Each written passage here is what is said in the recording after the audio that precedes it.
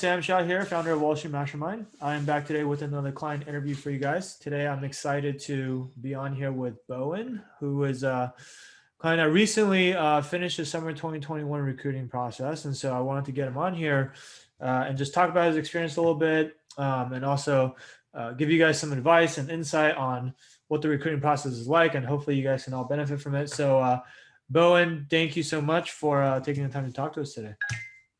For sure. Awesome. So before we dive in, Bo, if you don't mind, just kind of introducing yourself a little bit so that people kind of can get a sense for, what type of candidate you were and what your profile is. Yeah, definitely. So I'm currently a junior at the University of California, Berkeley. Just wrapped up, like you said, my 2021 summer internship recruiting process. I coming into Wall Street Mastermind, I knew that I wanted to pursue a career in banking, but I really didn't know how to. A lot of the other kids at my school, they're already picking up internships as a sophomore at more, I would say, boutique banks. And I really didn't know how to go upon that process. So coming in, talking to Sam, he really helped me develop the fundamentals for that. Got it. Okay. So let's talk about that. Let's go back to the beginning. hmm So you go to Cal. I went to Cal. hmm Familiar with the school. Obviously, Cal is a very business oriented school because you guys have the high school business, right? So there's a lot of hmm kids there that want to get into banking. And all right, what's your major, by the way? What are you studying? Yeah, so I'm currently studying economics. Okay. Yeah. So you're studying economics, right? Which a lot of kids in economics also want to go to banking, obviously.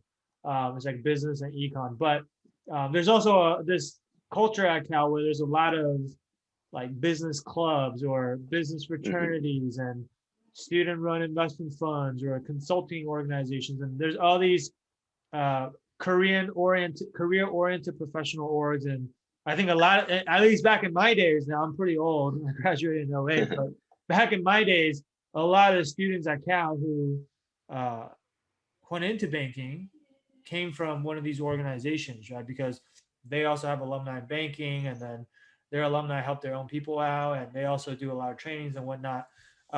Were you involved in any of that on campus personally? Yes. No, I personally I wasn't involved. So coming into Cal, um, I I knew about these clubs, but I really didn't know about the connections that you can make through these clubs until more later on throughout my academic process, and that's when I interviewed for some of these clubs. But overall, I didn't really participate in any of these clubs or used any other resources during recruiting. Got it. So you were just like trying to figure all this stuff out on your own, basically. Okay.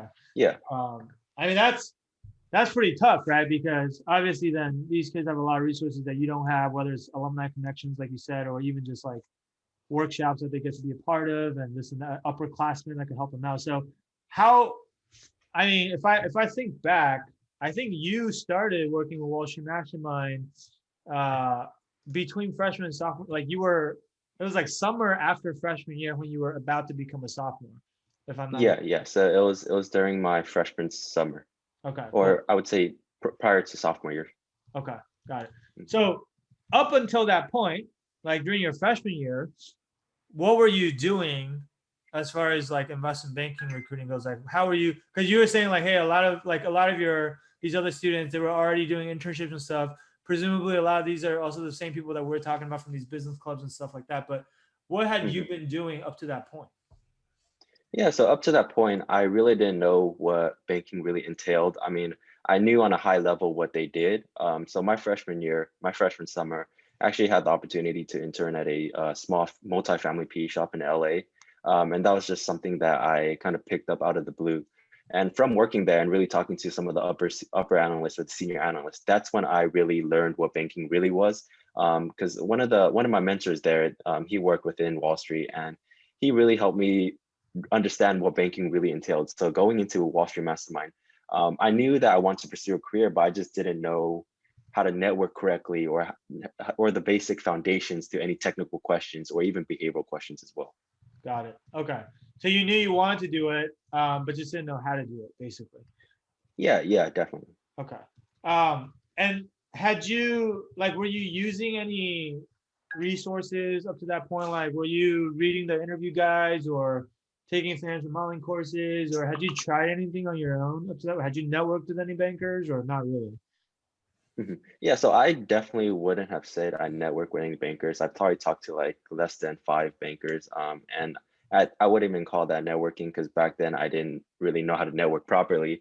And then in terms of like studying for interviews, I was exposed to the guides, but I think coming from learning it at such an early stage with no guidance, really, you're just really trying to memorize everything, and you're not really understanding what really goes into these questions and what really takes what it really takes to build these answers from the ground up. Hmm. Okay, got it. So very you had some limited exposure. You were trying to do some stuff on your own, reading the guides, probably the same thing that everyone else is doing, but not really truly understanding what it was that you were memorizing. It was just like almost like going through the motions, basically. Okay. Yeah, so definitely just memorizing. Okay, understood.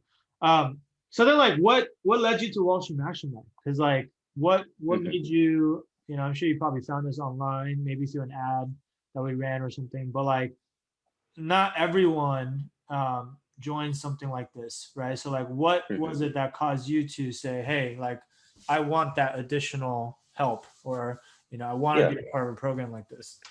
yeah, definitely. So I think going back to where we all started, I actually don't know how I actually don't know how I found you guys. But I came across it. I remember the first strategy session was free, so I was like, hey, why not? If it's free, there's nothing to lose from it. So book that. And I think after hearing your background, you being a Cal grad as well, I think I somewhat sympathize with you about your journey. And I think being a Cal graduate as well, and really hearing your success story, it really made me feel like I can do it as well. So I think just hearing your story, along with like a culmination of just talking to other people that went through the whole process as well, and they've succeeded, that I recognize because they also go to Cal. So some of Yeah, the other students that went to Cal that went through your program, that succeeded, that really just it just made me commit to your program. yeah, for sure. Yeah, I remember, that first conversation that we had. I mean, it seems like it's forever ago, but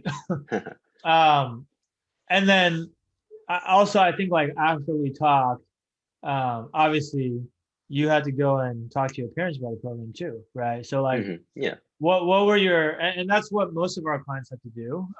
And Hmm. to most parents, this is a kind of a foreign concept. Like, what, Hmm. there's this program outside of school that you can participate in, which is gonna then help you get the job that you want. Like, what is that? They never had that before, right? So like, Hmm.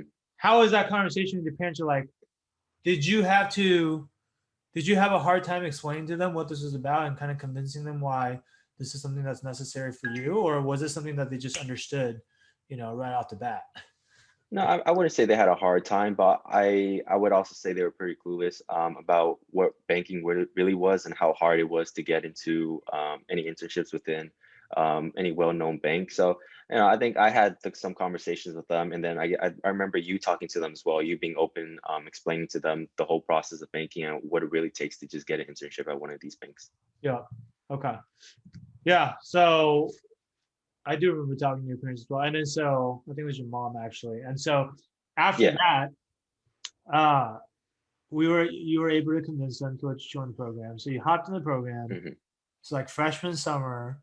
So what did we do at that point? Like from that point forward, because that was, geez, what is it? July of 2019, I want to say. So Yeah, I would say July, August, around there. so then let's talk about the next what is it? Next 18 months maybe, like, which Hmm. is kind of like when we went to work, learning everything you needed to learn, applying to all the banks, going through the interviews until you ultimately got an offer. And you got an offer around what, like December, November? Um, for junior, I would say around November or October. Okay. October, November of 2020, right? So we started in July of 2019. You got an Hmm. offer in October and November 20. So that's, let's call it 15, 16 months. So let's talk about Hmm. those 15 or 16 months, because I think this is the part that's going to be most valuable for people, which is like, so what is the recruiting process actually like? For those people that actually haven't gone through it yet, like what were the steps that you had to go through to turn yourself into a qualified candidate? Like, do you want to just kind of start from the beginning? Hmm. Yeah, definitely. So I think after really going through the modules, one of the first things I learned was just really knowing how to network properly and knowing just how to reach out to a lot of these people within your network. It goes to show that a lot of these bankers, they're there just willing to offer you advice, but they're not going to be the ones just reaching their hands out. You're going to have to go up to them and basically ask them. So I think really learning how to network properly, that's something that really benefited me as well. I think one thing that I also really benefited from was just learning how to answer behavioral questions. I think throughout the interview process, there's behavioral questions and technical questions. Personally, I believe that technical questions, if you understand them, they're more of like a check in the box. Whereas behavioral questions, that really helps the bankers understand who you really are and whether if they want you on the team or not. So that really benefited from me. But I think from a technical standpoint as well, um, just learning the foundations and the basics of the financial concepts, that really helped me as well. Got it. Okay.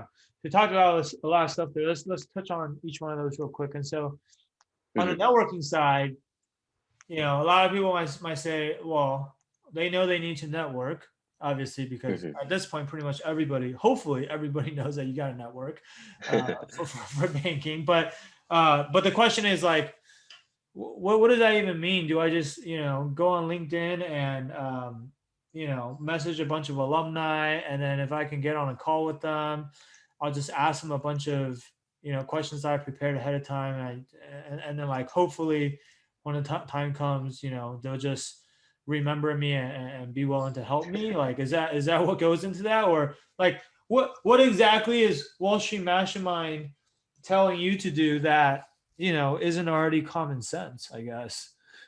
Yeah, so I think one of the main things is basically reaching out to as many people as you can. But aside from that, you also have to remember that there's hundreds of students reaching out to one banker. So I think just really learning how to craft or make I guess, your pitch to these bankers, just more making it more attractive, I would say, or basically allow them to, respond to you over another candidate. Because at the end of the day, you have to remember that, these bankers work really long hours, so they only have a limited amount of time to speak to these certain students. Yeah, got it. So it's not just the what, like, yeah, everybody knows you got a network, but it's like out of all the people out there that are trying to network with all the same alumni that you're trying to network with, or even if it's not alumni, just these bankers get a bunch of these requests. How do you make yourself stand out? And Hmm. part of that obviously is your pitch. Part of that is, the type of questions that you're asking them. Are they, intelligent questions, or are they, uh, Hmm. they say there's no such thing as a dumb question. That's definitely not true. Right. And so how do you make yourself stand out in that conversation? That's really the harder part. Right Hmm. now, Hmm. that's probably a good segue in terms of like standing out. And you talk about elevator pitch. I guess that ties into what you said about figuring out how to craft your behavioral answers, right? Because, Hmm. like you say, your behavioral answers is really how you tell your story, right? Like it's how you walk into your experiences, how you explain why you actually want to do banking, how you explain why you're interested in their bank specifically. These are some of the most common behavioral questions, but the problem is they don't just come up in an interview setting. They will also come up in the natural flow of your networking conversations as well, right? Hmm. And so knowing how to talk about those things in a way that sounds good and fits what the bankers are looking for, that also not just helps you with the interview once you get the interview, but prior to getting the interview, it helps you actually do well in the networking conversations so that you can actually get the interview in the first place. Is that Hmm. right? Yeah, that's correct. Because you also have to remember these. I would say, a lot of these people going through these interviews will probably say, some cookie cutter question that they probably read online, which I think at the end of the day won't cut it. Absolutely. That's definitely true because when I was an interviewer, we would interview a lot of students who all sound the same, right? Because they're all reading the same guides, and it's really obvious to us where they got the answers because everyone's reading the same couple guides, right? So you want to make sure that you really nail down, what you're going to say and your pitch and your story and things like that, and in a way that stands out. So that's a great point. On the technical side, Hmm. um, you said, learning the foundations behind all of these concepts. Now, one of the things you mentioned earlier was prior to Wall Street Mastermind, you just use these guides and you didn't really understand it, but you were obviously trying to memorize everything, but you didn't really understand what you were memorizing. Mhm. What is the difference in approach when it comes to how you learn technicals once you were in Wall Street Mastermind? Because isn't it all the same concepts? Like you're still learning, I don't know, accounting and three statements and DCFs and M&A and LBOs, right? So like what's so different about what you were doing before versus what you did after you came in? Mhm. Yeah, so I think what I did before, I really didn't have any resources as to anyone explaining me the basic foundations. So it was like I said, it was plainly memorizing. But after going through the program and really, I guess, just digging deep into what really goes into each financial concept, and then just crafting the answer that way, the answer that I memorized before made way more sense. I think before, if you asked me, a tweak of a certain question, I wouldn't be able to answer it, or a variation of a same question, I still wouldn't be able to answer it. But if you ask me a different question, a different, I guess, say like accounting question now, I would be able to walk you from the bottom up. Got it. Okay. So basically, it's not that the concepts have changed because you're still getting tested on the same concepts, but Uh-huh. when you're just doing brute force memorization, you're banking on your interviewer asking you the exact same question that you already memorized, and then you're just regurgitating the answers. Whereas now, because you're not just memorizing, you're understanding the concepts behind it. If they were to change up the questions, or if they were to ask you a variation or test you on the same concept but in a different way, that's not going to phase you because you understand the underlying concepts and you can adapt based on the question that they're asking you. Is that kind of what Hmm. you're saying? Yeah, that's correct. Okay. And I mean, that's huge, right? Because, I always tell people, like back when I was recruiting, a lot of these interview guides and financial mind courses and whatnot that exist today, they were relatively new back then. So back then, Hmm. it wasn't like today where everybody is reading the same guides.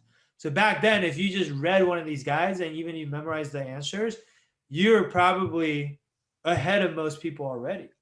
And so things have only gotten more competitive over the years. Nowadays, everyone has access to the same resources. Everyone's online. Everyone's using the internet. Everybody knows about all the same guys and whatnot. So now it's no longer a competitive advantage. And also the interviewers know that everyone's reading the same guys. So they're starting to move away from, not starting to, they have already been moving away from it over the last probably 5 years or so, I've said. But they start to move away from just asking you the questions that are in those guides, but instead for them to be able to separate the really great candidates from just everybody else, they're asking more open-ended, what we call application type questions, where it's not just like, hey, tell me the formula for DCF or tell me the formula for calculating free cash flow. Like everybody knows how to do that, right? That's just like memorization, but like actually applying that to a real world or a real life situation where there is no right or wrong or exact answer, but every single person is going to interpret the question differently and have a different answer. And the quality of that answer is then going to allow them to separate, like basically let the cream rise to the top. Right. And so Hmm. it's almost like a behavioral question where when they ask you a behavioral question, there's no standard answer. Not everyone's going to say the same things. And that's why if your answer is unique, if your story is good, it's going to help you separate you from everyone else. The technicals are trending that way as well. Right. Hmm. Which actually increases the degree of difficulty significantly, right? Um, and so let's kind of give you, if you can talk about kind of like, so the recruiting process that started probably what, like second semester of sophomore year, I would Yeah. assume, right? Yeah. Okay, so it's a pretty long process because you start you spent probably the rest of your freshman summer and all of the first semester of sophomore year preparing, learning how to network, doing the actual networking conversations, learning how to answer behavioral and technical questions. And then starting the second semester of sophomore year is, you're submitting these applications and going to these interviews and um, hope, like, higher views, super days, different banks do different things. And then obviously you had to do that all the way into your junior year, like you say, until October, November ish. So you got your offer. But what would you say was like the most difficult part of that process?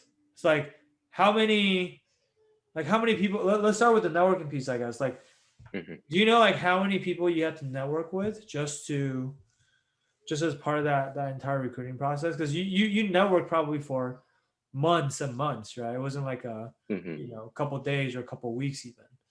Yeah. Yeah. So I don't have a specific number, but it was like I would say in 1 week I would send out upwards of some weeks it'll be upwards of 100 plus emails out. Wow. Okay. And obviously you're saying that in emails because not everyone's going to respond to you. Is that right? Yeah, that's correct. Okay.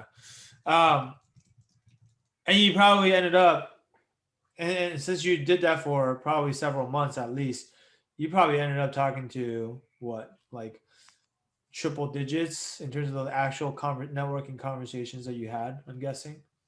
I would say around there. Okay. So, I mean, first of all, that's a lot of work, right? But second of all, uh, you're fitting that into your schedule on top of school and homework and clubs that you're in, and you're also doing internships on the side to boost up your resume. And so, learning, studying for the interviews, like there's just a lot of stuff that you have to manage all at once. Hmm. That I don't know if you agree, but I think most people, when we ask like, what is the hardest part of this whole recruiting process, they say like it comes down to time management, just how many different things you have to juggle.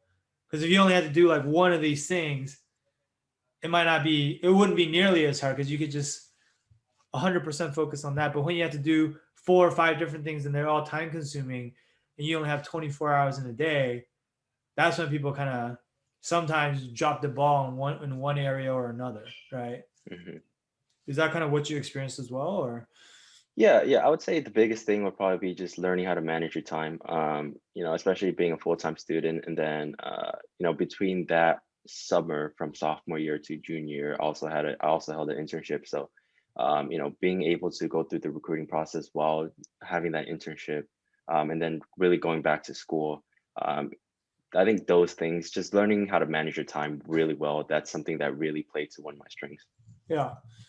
And part of managing time really well, I guess, is also like having the right systems and processes to follow so that you can be as efficient as possible when you're going about these things, right? Because I think Yeah, like definitely. for a lot of people, the time consuming part is the trial and error of trying to figure out, is this the right way to do it? And when you're not sure, you just kind of like throw things on the wall and see what sticks, right? But then like if it doesn't Hmm. stick, then you got to go back to the drawing board and start over and try something else.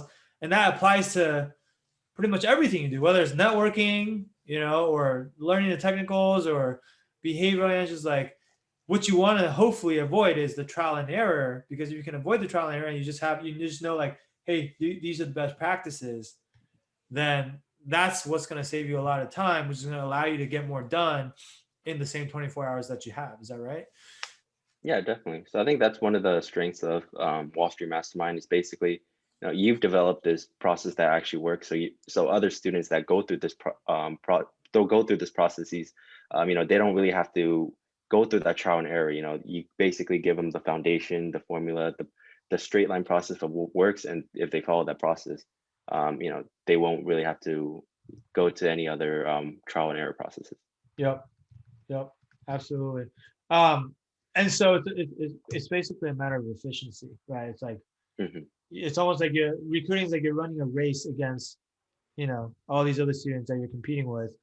And who can run the fastest? That's the question, right? Who can finish the race the soonest? And Hmm. so really like, some people start the race earlier. Some people started like as soon as they step foot on campus freshman year in college, and they already knew they wanted to be, an investment banker. Some people didn't know until later. And then, so that's one variable, is how soon you start. And the other variable then is like how fast can you run, right? Like if you start later than your peers, then you better hope that you're able to run faster than they can, so that you can, not just catch up, but hopefully surpass them, right? Hmm. Um, and so the other thing that I want to ask you too, just because I think like one of your strengths was you had a resume that had a lot of relevant experience on it, right? Like at least maybe not initially. I mean, like you said, freshman summer, even initially, like freshman summer, you had that multifamily office private equity internship, which a lot of people don't even have as a freshman. But then, like, definitely now at this point, as a junior, like your resume is, you've got multiple internships on there. You've worked at some boutique banks. Um, I think more than one actually, right? And so like how how did you go about getting the type of experiences that you now have? Because obviously having a strong resume, that's a big part of the equation for success, right? Is that it's gonna give people a better first impression, at least on paper.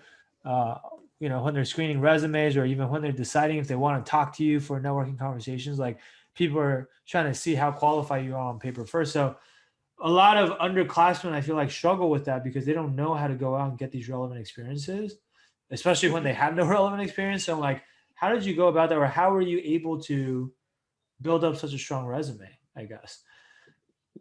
Yeah, definitely. So I think right after the my freshman year summer, that internship, I talked to you, and at that point in time, after talking to you and being enrolled in the program, I realized that, if I wanted to land offer at a bigger bank within my junior year, it'll benefit me to basically pick up an internship, whether that be at a boutique bank or a more well-known bank, my sophomore year. So I really dived straight into the process my sophomore year. I really applied the process throughout my sophomore year as well, being able to pick up an internship at a boutique bank. And I think that's what really helped me within my junior year recruiting.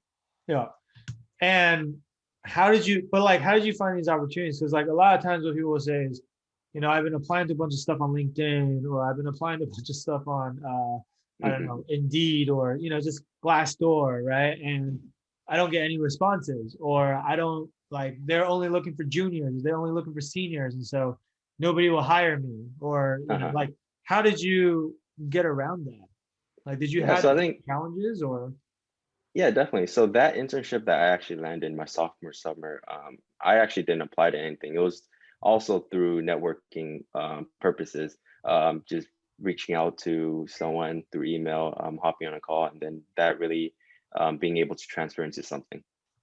Got it. So that's really the key, right? That most people aren't realizing, is that, especially as an underclassman, a lot of these internships, or a lot of these firms, aren't really looking to hire underclassmen, right? A lot of times Mhm. these internships are supposed to be a pipeline into their full-time positions, and there's no point building a pipeline based on freshmen and sophomore. They're looking at juniors and seniors who are about to graduate. And so if you want them to hire you as a freshman or sophomore, you got to network your way in. And then so that again comes back to what you talked about earlier, which is like knowing how to network the right way and having the right system and processes to follow, so that you can, which will then help you build up a stronger resume. And so it's almost like a virtuous cycle, because you can't have one without the other, but you need both to eventually be able to get selected for the interviews for the junior summer internship, which is ultimately the most important internship. Is that right? Mhm. Yeah, that's correct. Got it. Cool. So I guess if we just kind of fast forward to kind of like the end of this 15, 16-month process, like, ultimately, like, what was the outcome for you? Yeah, so I actually was able to land three offers. One of them wasn't investment banking, but it was on the corporate banking side, and two of them were within the investment banking field. One basically focused on the FIG group, financial institutions, and the other was in the TMT group. Okay. And so how did you, first of all, congratulations on the offer, obviously. But, and look, a lot of people are happy to just have one offer. So you had three, which is a great problem to have. But I'm sure you had like a decision that you had to make in terms of which offer should you take, right? And so Mhm. how did you go about that decision making process, or ultimately, which of those three offers did you take, and why did you pick that one? Yeah, definitely. So I went with the offer within the investment banking field in the TMT group, and that's due to the fact that down the future I do want to work I do still want to work within the technology field, and that's just due to the fact that I go to a school like Berkeley, which is right next to Silicon Valley. So I've always been exposed to that technology field. So that's something that always interested me as well. So I think down the future, maybe 5, 10 years down the line, who knows what I want to do, but I do know that I want to work within the tech industry. Yeah, got it. And I mean, so it sounds like it was more of an industry preference thing for you, but Hmm. I mean, just to chime in a little bit with my own 2 cents, I probably would have made the same decision that you made if I had those same options. Just because personally, I think tech is where it's at. I mean, and I'm biased because I worked in banking and I worked in tech too, and I Hmm. live in Silicon Valley too. But there's just no other industry that's growing as fast as tech is, right? And tech Hmm. is the one industry that's kind of, they say software is eating the world. Like eventually, every single company is going to become a tech company in some way, shape, or form, right? And so Hmm. um, that's also where a lot of the deal fees are because there's more deal activity. It's a bigger fee generator for these banks. You're not going to have to be as worried about the banks cutting headcount there. In fact, if anything, most banks are trying to grow their tech practices aggressively, right? And so you're also going to more deals means better learning experience. Also mean better, more job security, better exit opportunities. So there's a lot of things to like, right? And also, like you said, like a lot of people might not stay in banking forever, and so you also have to think about like if you were to ever leave banking, what type of industry would you want to go into, or what type of company would you want to work for? And I would say I would much rather work for like a tech company or a tech startup or even a big tech, uh, like a Facebook or a Google or whatever, as opposed to I don't know a bank. Like Hmm. that's just personal preference, but I think like having worked at some of these tech companies, a lot of the stuff that they're doing that they're working on is really really exciting first of all, but then also secondly, like on a personal level, there's a lot more upside, right? Because a lot of these tech companies, what they'll do is they'll give you stock options in their company, and so they're incentivizing you to perform. But if you do well and you help the company do well, you get to participate in the success of the business. You get to participate in the upside. The stock options that I got from companies like Square and then later from GitHub, which got acquired by Microsoft, like those ended up being worth a lot, right? Like that, it basically gave me like the financial security that I've been looking for my entire life growing up. I mean, because I didn't grow up with a lot of money, right? But Hmm. that was like a life changing amount of money for me. And so I think like stuff like that really like you don't really see that in most other industries, but pretty much tech is one of the only industries that I know that gives you that type of upside. So I definitely think um, I'm biased, but for those of you that are thinking about what industry you want to go into or what industry coverage you want to cover when you're in banking, I highly, highly recommend tech. I'm not saying that's like the right answer because there's no such thing, but I think it's one of the better groups to be in for a lot of different reasons. Although, Hmm. the only thing is, I know a lot of you want to be in New York.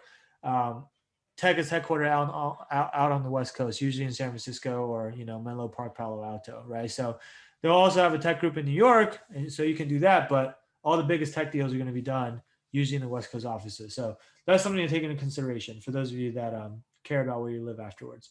So anyway, that's good stuff. So you got 3 offers. You go in the TMT offer. Um, Obviously, that's a great outcome. I guess my last question for you is if you go back to kind of like the beginning of this whole process, maybe back when you were first starting to think about banking or when you're first starting to recruit, uh, what's one piece of advice that you wish someone had given you back then? Like, in hindsight, now that you know what you know today, which is probably a lot more, what's something that you would tell yourself uh, back when you first started this process that would have made your life just a lot easier? Because like a lot of Hmm. our listeners are probably in that spot right now, which is where you were, 18, 20 months ago. What would you want to tell them to help them out? Yeah, definitely. So I think one piece of advice, which is pretty obvious, is basically be keep pushing. The process is a long, gruesome process. You basically have to keep pushing. But I think another advice just to follow up on that is basically don't be afraid to reach out to anyone to ask for advice. I think I think being an undergrad student currently, it might seem kind of intimidating to reach out to these people that work on Wall Street and ask them, to have a coffee chat with them. But at the end of the day, they they are open to giving you these advices, and they are willing to help you, despite their limited amount of time. So I think really don't be afraid to reach out to anyone within your network, or anyone that that you see that you have any similarities with. Got it. Okay. So basically, you're emphasizing the importance of networking and just kind of like getting over your own mental block and just putting yourself out there, get in front of the bankers. The more you do that, the more likely it is that you're going to be have an opportunity to actually interview with their firm. And that's basically, without that, there is nothing else to talk about, right? Yeah, definitely. Okay, cool. That's great advice. So thank you for that. So guys, I think just to kind of summarize everything we talked about up to this point, I think recruiting is a, like Bowen said, it's a grueling process, right? And it can be very challenging, especially when you're going through it on your own.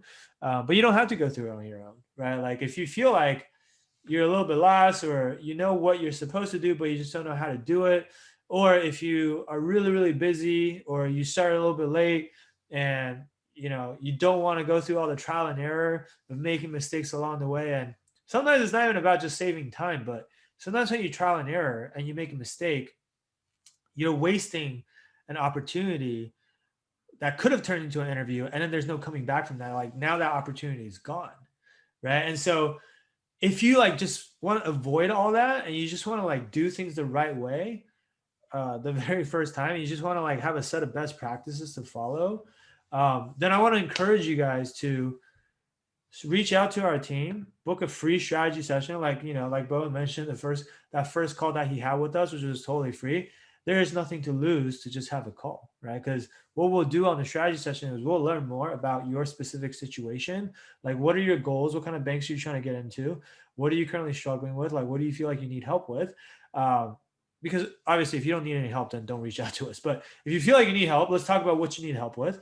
And then if we feel like we can actually help you with the things that you need help with, we're happy to walk you through like how we might be able to do that, right? But even if we can't, like sometimes we talk to people like, oh, actually, you know what? Like the thing that you're struggling with, we're not the right people to help you, but we'll still give you advice on, hey, here's what we think you should do instead, right? Here's what we would do if we were in your shoes. So either way, that's what we call a strategy session. Like we're going to give you some strategies that you can apply to your own situation to put yourself in a better position for recruiting, right? And so if that's something that you're interested in, we're going to invite you to book this free strategy session. You can do that by going to www.wallstreetmastermind.com/apply. The street is abbreviated to ST, so it's stmastermind.com/apply. And, pick a time that works for you. Our team does have a limited amount of calendar space, so it's first come, first serve. But highly encourage you to do that. And we look forward to talking to you and just helping you out in whatever way we can. And other than that, Bowen, I want to thank you again for taking the time to talk to us and talk to all of our listeners today about your own experience going through banking. I'm sure you're glad to be done with it after, Yeah, definitely. 15, 18 long months or whatever it is. Congratulations again. Phenomenal outcome. And you obviously worked hard for it, so you deserve it. And, don't be a stranger. I'm sure we'll stay in touch and just continue to let us know if we can ever help you with anything. Mm-hmm. But yeah, that'll be it for today, guys.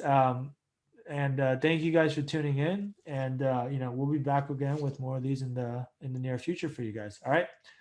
Talk to you guys soon. Bye.